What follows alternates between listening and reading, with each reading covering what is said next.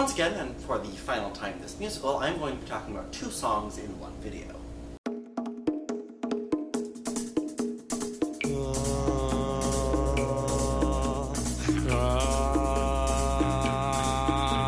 Ducker, being the smart individual that he is, decides to have the other set him on fire. As I mentioned in an earlier song, Ducker's job seems to be coming up with some way to prove that he has more privilege. Here, he claims to be able to hear and understand what the fire is saying, and therefore he is privileged, and to show that privilege, he decides that his head should be on fire. Unsurprisingly, this doesn't go well, with Ducker somehow being surprised that having his head set on fire hurts, and running around setting everything and everyone on fire. The song sounds incredibly chaotic, which makes sense considering the circumstances, so it does a very good job in that regard. A couple of other groups tried to come in with their own leitmotifs, that being Grunt and Emberly singing Just a Taste, and Tiblin and Swoopsy singing Welcome to the Stone Age, but they are quickly interrupted by Ducker and taken over by fire. Both the actual fire and also the leitmotif from the beginning of the musical. Remember me mentioning this leitmotif coming back in a devastating way? Here it is, as Ducker's attempt to prove that he has privilege burns down the entire village. Stop that flame, get that! Stop that flame, get that! Stop that flame, get that! Stop that! Never mind, just run!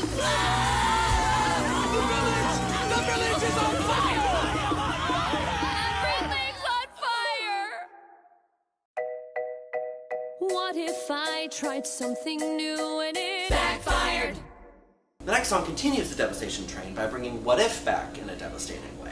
Zazil's want to try new things has led to everything going wrong.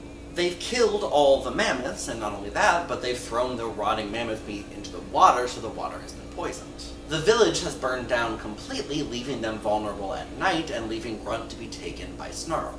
Now, you could make the argument that the village burning down is Ducker's fault. And you'd be absolutely correct. But it did all stem from Zazilil refusing to agree with Jamila that fire is dangerous and needs to be handled safely. So all of these bad decisions do eventually go back to Zazilil's headstrong approach to life, finally yielding negative results. And of course, Chorn has the most devastating comeback of all. I'm realizing that this joke doesn't really work if you're only listening to me talking about the songs, because we don't know what Chorn only says its name. Just says Chorn, so that's the joke. Anyway, that's this song, so tune in later this week for the next one. Bye.